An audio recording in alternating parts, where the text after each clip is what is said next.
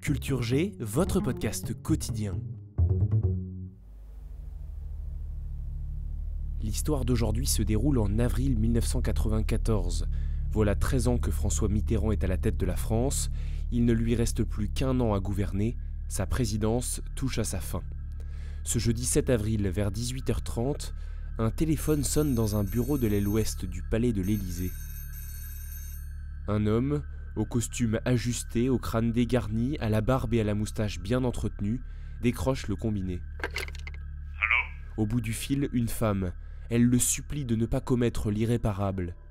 Pourtant, 1 heure plus tard, dans ce même bureau, une détonation sourde retentit. François de Grossouvre est assis, dans sa main un pistolet Manurin 357 Magnum. Son visage est déchiqueté. Cet ami personnel de Mitterrand, proche parmi les proches, gardien d'un grand nombre de ses secrets, vient de se donner la mort. Un suicide à l'Élysée qui va faire couler beaucoup d'encre. Une question surtout, s'est-il suicidé ou a-t-il été suicidé ? Pour sa famille, François de Grossouvre a pu être éliminé parce qu'il devenait gênant. Il savait énormément de choses, notamment l'existence de Mazarine, la fille cachée de Mitterrand.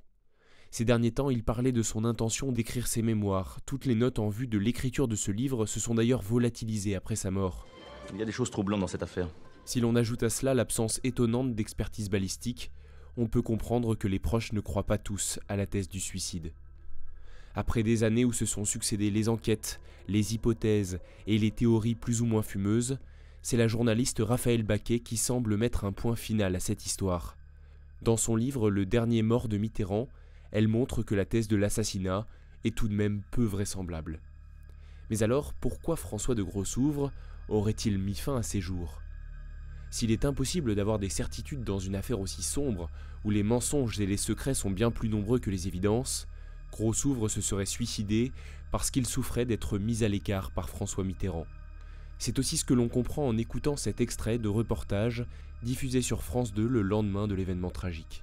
François de Grossouvre était un proche de François Mitterrand depuis 3 décennies.